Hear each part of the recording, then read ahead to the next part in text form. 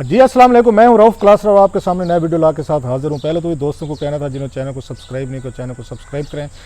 आज की स्टोरी जो है वो बड़ी थोड़ी सी डिफरेंट है। अगरचे पिछले हम कुछ 4-5 साल से सुन रहे हैं उसका, आप भी रोज़ उसका जिक्र सुनते होंगे। कौमी असम्बली में सुना आपने, बहुत सारे यहाँ पे टीवी टॉक शोज़ में किया, मैंने और आमिर मतीन साहब ने बड़ा उसको फॉलो किया।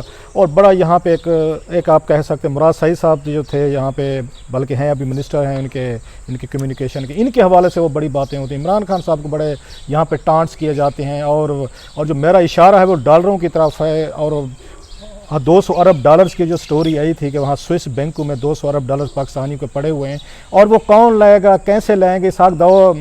इसहाक डार साहब के दौर से काम शुरू हुआ था और इमरान खान साहब और वहाँ पे मुराद सईद साहब ने ये कहा था कि वो पैसे जो हैं डॉलर्स हम वो वापस लाएंगे। वो डॉलर्स आज तक वापस नहीं है और उन दोनों को ताने भी सुनने पड़ते हैं। उसकी क्या वजह है वो तो एक अलहदा स्टोरी मैं आपके साथ थोड़ा सा बैकग्राउंड बाद में शेयर करूँगा। लेकिन जो एक बड़ी बिग डेवलपमेंट हुई है उसमें वो ये हुई है, आज एक स्टोरी सामने हुई है। स्विस नेशनल बैंक जो है, सेंट्रल बैंक, उन्होंने कोई डाटा रिलीज़ किया है ये पाकिस्तान के हवाले से, जिसमें ये बताया गया कि पाकिस्तानियों के पैसे जो हमें कहा गया था कि वहाँ पे 200 अरब डॉलर्स पड़े हुए हैं, अब वो वहाँ से निकलना शुरू हो गए। और अब जो एक नया फिगर सामने आया है कि पाकिस्तान के वहाँ से 96 ऑन वर्ल्ड 1996 के बाद अब जो डॉलर वहाँ बचे हुए हैं पाकिस्तानियों के, या जो नया डाटा सामने आया है वो 337 मिलियन डॉलर बनते हैं। तकरीबन आप कह लें कोई एक 500-600 रुपए के करीब बन जाएगा। इतना जो पैसा है वहाँ उनके पास पड़ा हुआ है, सारी उसका 50-60 अरब आप उसको कह लें, इतना पड़ा हुआ है।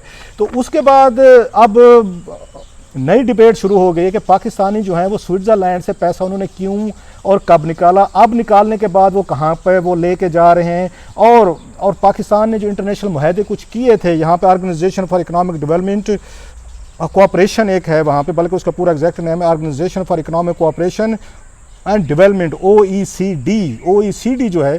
तो उन्होंने कुछ इन्फॉर्मेशन पाकिस्तान के साथ उन्होंने शेयर की थी। पाकिस्तान के मुआहदे हुए थे कि जितने भी पाकिस्तानीज़ हैं इनका पैसा बाहर पड़ा हुआ है, हम आपको इन्फॉर्मेशन देंगे, आप अपने FBR के सिस्टम में चेक कर लीजिएगा और उसमें देख लीजिएगा ये जो आपके पाकिस्तानी हैं जिनके ये कहा गया था बिलियन ऑफ डॉलर्स बाहर पड़े हैं, तो क्या ये टैक्स पेयर्स हैं, क्या इन्होंने पाकिस्तान में टैक्स दिया हुआ है, प्रॉपर्टीज़ अपनी डिक्लेयर की हैं, और जो पैसा बाहर भेजा था क्या बैंकिंग चैनल्स के ज़रिए भेजा था या नहीं भेजा था। और जब वहाँ से डाटा आना शुरू हुआ है 2018 के बाद, तो उसके बाद बैठ के FBR वाले उसको चेक करते हैं, ट्राई करते हैं और फिर उन लोगों को नोटिस जारी किए जाते हैं कि आपने जो है सारी इनकम जो है इलीगल है, आप हमें इसको जस्टिफाई करें। जो जस्टिफाई ना कर सकते हो, जो इसमें एक प्रोसीजर था उसके तहत आपके मुल्क के जितने भी कवानीन हैं उनके तहत आप उन पर 30% या 35% इनकम टैक्स आप लेते हैं, प्लस आप चाहें तो पेनल्टीज़ भी आप उन पर लगा सकते हैं अगर वो पैसा आपको नहीं मिल रहा। फिर आप उनको भेज देते हैं स्विस अथॉरिटी को, इंटरनेशनल बैंक्स को, उनको कहते हैं कि ये जो लोग हैं इन्होंने पैसा यहाँ से लेके गए थे, इलीगल मनी थी और हमारे टैक्स लॉज के तहत ये पैसे बनते हैं, आप हमें दें। तो बैंक जो है डायरेक्ट वो क्रेडिट करते हैं और बहुत सारे मुल्कों ने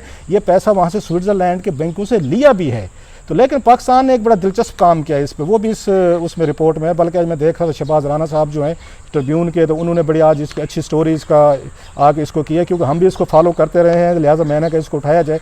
अब सवाल यह है कि वहाँ पे जो 200 अरब डॉलर्स का हमें बताया गया था, इसहाक डार साहब ने अगस्त 2014 में उन्होंने कौमी असम्बली में तकरीर की थी और उसके बाद बाकायदा यहाँ पर ये इनके मुज़ाकरात शुरू हो गए थे। एक इनकी टीम गई थी वहाँ पर स्विट्ज़रलैंड, जिन्होंने तकरीबन डील पूरी कर ली थी। लेकिन जो ही वापस आए थे, तारिक बाजवा साहब जो थे उस वक्त यहाँ पे चेयरमैन FBR थे, तो उन्होंने उस पूरी डील को स्क्रैप किया था जो मुआहदा हुआ था। उस मुआहदे के तहत पाकिस्तान को खासा एक तो इन्फॉर्मेशन आनी थी, हमें पता चल जाता कि टोटल हमारे कितना पैसा वहाँ पे पड़ा हुआ है, प्लस हम उनसे बहुत सारा पैसा रिकवर कर सकते थे।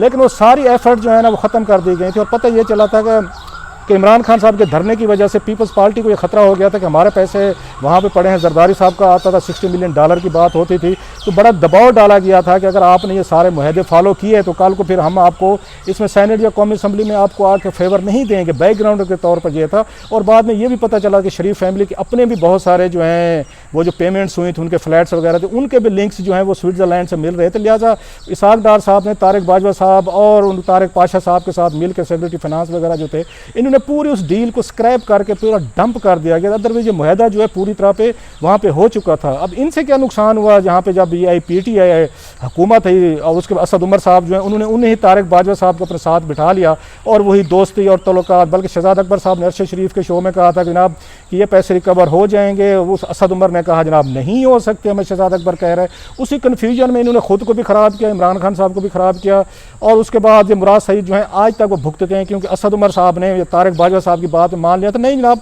कि गलती हो गई थी। असद उमर ने कहा जी तारिक बाजवा कहते हैं गलती हो गई थी, भी आप डॉक्यूमेंट्स बनाए, आप पेपर्स लेके गए थे, कैबिनेट में गए, आपने कहा डार साहब का बयान रिकॉर्ड पे है, कौमी असम्बली और सेनेट में इसमें बाकायदा आप लोगों ने फिगर जो डाटे इकट्ठे किए हुए हैं। इसके बाद वहाँ नेशनल असम्बली और कौमी असम्बली जो है सारी सेनेट है उनकी कमेटीज में इस पर बहस हुई है। आपने सारा हुकूमत पाकिस्तान ने, ये FBI ने, स्टेट बैंक ने, फाइनेंस मिनिस्ट्री ने खुद बताया हुई थी चीज़ें, लेकिन खैर वो अपनी साइड पर रह गए। इमरान खान साहब की हुकूमत जो है उनको असद उमर साहब ने इस मामले में बड़ा उन्होंने आके उन्होंने उनको वो किया था, लेट डाउन किया था।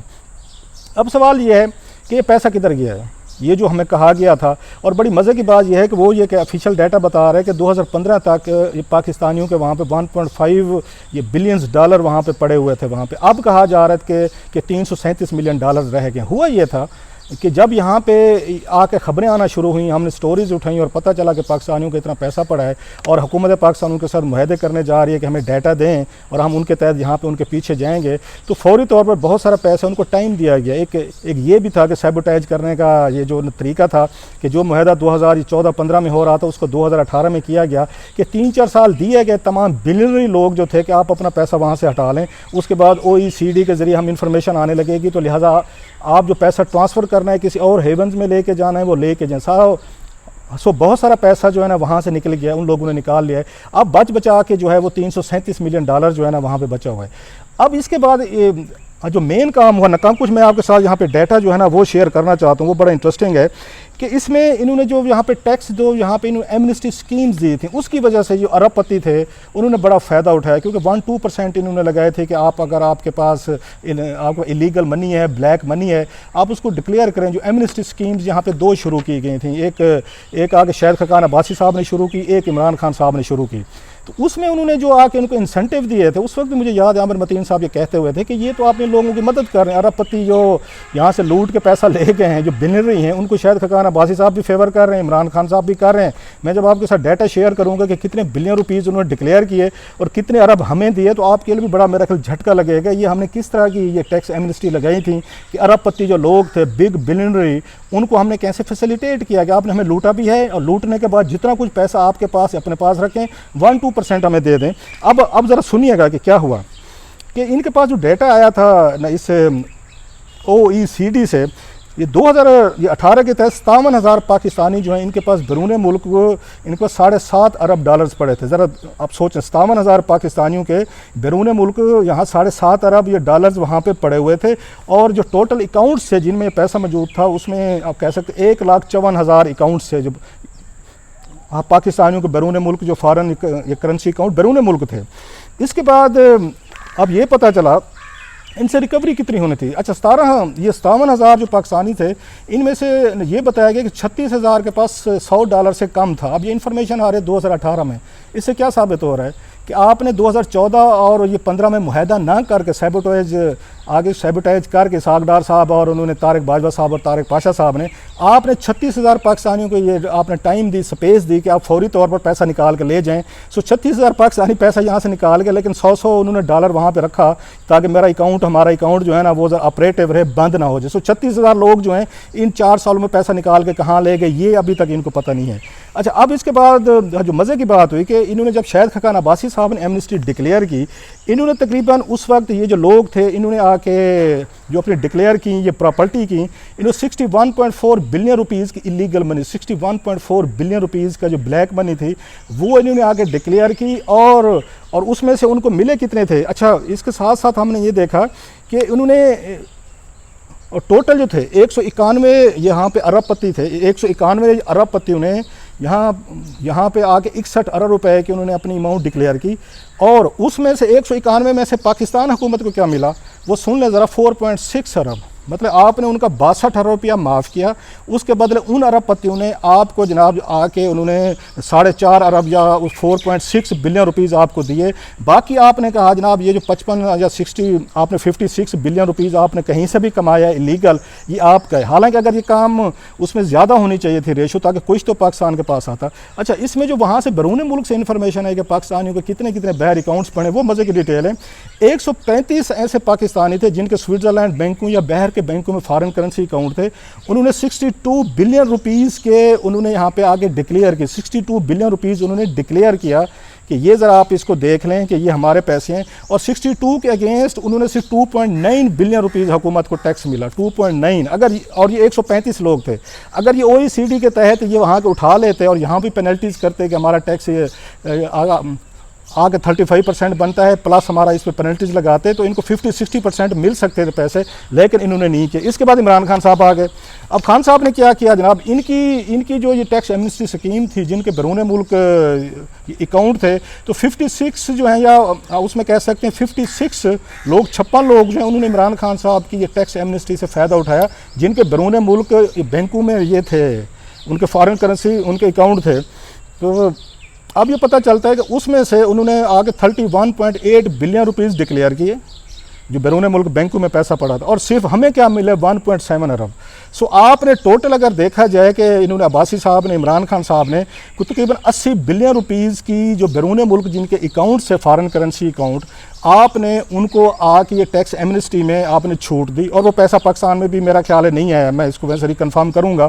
बहरहाल अगर आया भी हो तो आपने 80 बिलियन रुपीज़ के अगेंस्ट इनको जो वहाँ पे मिला है तकरीबन, वो आपका बनता है, अल्लाह भला करे, कुछ 6 अरब या 5.5 अरब रुपये के करीब। सो 80 अरब रुपया उन्होंने लीगलाइज करवा लिया, और बाकी का जो है उसमें 80 अरब जो है वो साथ ले गए। सो पाकिस्तान ने जो जितना पैसा यहाँ से इन्होंने लिया था, वो पैसा वो वापस ले गए हैं, यह पैसा उन्होंने लीगलाइज करवा लिया है। हम इसी में खुश रहे जी, पाकिस्तानियों के 200 अरब डॉलर्स हैं, क्योंकि मैंने फिर कहा कि इसको सैबोटाइज किया गया था। इसमें सारे पॉलिटिकल पार्टीज़ के, सिविल मिलिट्री ब्यूरोक्रेसी के बड़े अकाउंट से बैरून मुल्क इनके पैसे थे। अब ये पता चल रहा है कि जनाब के पाकिस्तानियों के पास वहाँ पर सिर्फ 337 मिलियन डॉलर जो है ना, तो वो बच गए। अब इन 337 मिलियन डॉलर्स को आप देख लें, 50-60 अरब ये रुपीज़ वो जो भी बनते हैं, फिर भी आप देखें कि कितना पैसा था पाकिस्तान से जो बहर गया, इलीगल तरीक़ों से किया है, कहाँ से कमाया गया है, कोई इस पर इन्वेस्टिगेशन नहीं हुई। एमनेस्टी लाए, एमनेस्टी का सिर्फ 4-5 अरब रुपया आपने कमा लिया, बाकी 80 अरब जो है ना वो आके वो लोग ले गए। वो मिस्ट्री है जो हमेशा रहेगी, क्योंकि बहुत सारे लोग इसका मजाक उड़ाते हैं 200 अरब डॉलर का थे कि नहीं थे। भाई नहीं थे, कम से कम इसाक डार साहब मुहैया होने देते। तो इस तरह जो इन्फॉर्मेशन आई है हमारे पास कि कितने पाकिस्तानियों को कितना पैसा पड़ा है डॉक्यूमेंटेड, तो वो भी हमें पता चल जाता। आपने नहीं चलने दिया, वही वाली बात 36,000 अकाउंट्स का वो बता रहे हैं, 100 डॉलर सिर्फ वहाँ पड़ा हुआ है, बाकी लोग निकाल के ले गए। तो ये है जनाब पाकिस्तान के अरबपतियों की कहानी, पाकिस्तान के पॉलिटिकल एलीट की कहानी, कि आते हैं टैक्स एमनेस्टी देते हैं, और आपको एक लीगल आपको एक यहाँ पे मिला था, OECD का मिला था कि आप इन लोगों की, आप इनके जो अकाउंट से उस पर बैठ के इनको सीज भी करवा सकते, इनको फ्रीज करवा सकते थे, उन्हीं मुल्कों में जाके आप ये पैसा वापस ला सकते थे। लेकिन आपने हमें ऐसे बहाने सुने और ऐसे दानिशवार हैं जो इन अरबपतियों के, इनके यहाँ पे वो कह सकते हैं, उनके स्पोक्स मैन हैं, कि उनकी दलीलें सुने तो आप हैरान होते हैं, जैसे कि पाकिस्तान में पैसा वापस आने से पता नहीं उनको क्या दुश्मनी है या क्या उनको बुरा लगता है। बहरहाल ये आज की स्टोरी थी। 200 बिलियन डॉलर तो अपनी जगह पे रह गया। अब पता ये चला कि 337 मिलियन डॉलर वहाँ बचे हुए, बाकी 36,000 अकाउंट होल्डर जो पैसा कहीं निकाल के ले गए हैं।